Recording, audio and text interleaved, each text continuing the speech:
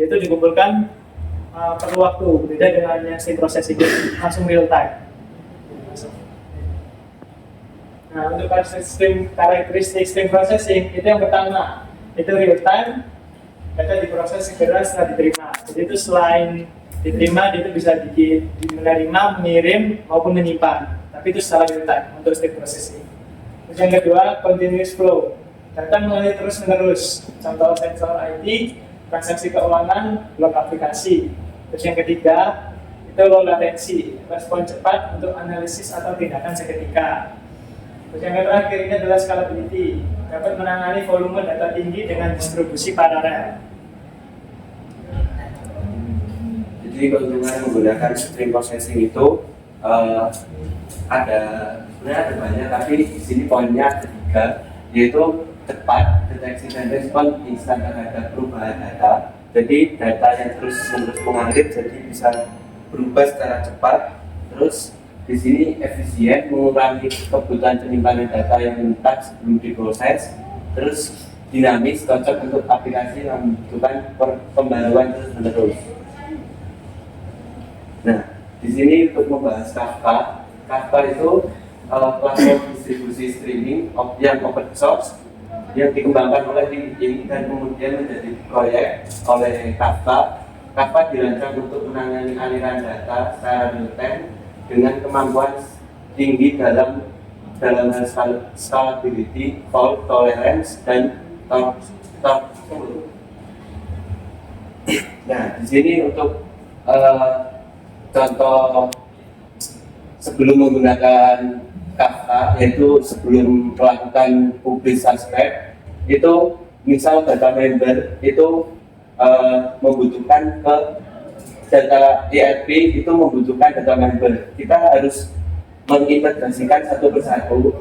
Itu kalau kita tidak menggunakan message broker.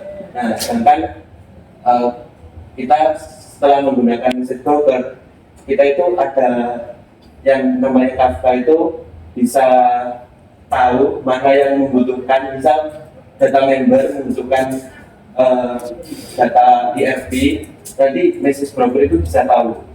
Dan untuk errornya itu juga kemungkinan besar kecil. Arsitektur Kafka ini yang pertama adalah cluster Kafka, terdiri dari beberapa broker yang bekerja sama. Yang kedua itu produsen, mengirim data ke broker secara efisien. Yang ketiga, konsumen membaca data yang dipublikasikan dari broker. Yang keempat itu zookeeper, mengelola konfigurasi dan koordinasi cluster. Dan yang terakhir ini adalah nomor 5, yaitu replikasi data, itu memastikan toleransi kesalahan dan ketahanan data. Nah, untuk topik ini dalam Kafka itu yang dimaksud seperti di database. Kalau di sini penyebutannya itu topik, jadi topik itu adalah kategori atau saluran logis di mana data atau message disimpan dan diorganisir dalam Kafka. Setiap topik berfungsi seperti feed atau stream data yang dapat dibaca atau subscribe yang ditulis atau publisher oleh produser dan konsumen. Nah, di sini ada gambaran. Jadi produser itu bisa membagi penyimpanan untuk si datanya itu bisa menyimpan di topik 1 dan topik 3 yang dimaksud distribusi secara paralel itu.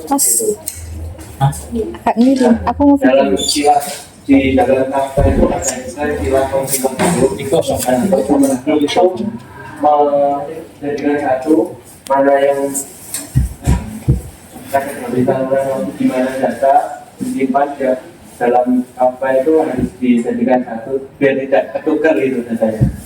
Nah, ini contoh sebelum di consumer group. Jadi misal di sini ada data pembelian. Jadi pembelian itu biar tidak terdeteksi dua. Jadi kita membutuhkan seperti ini.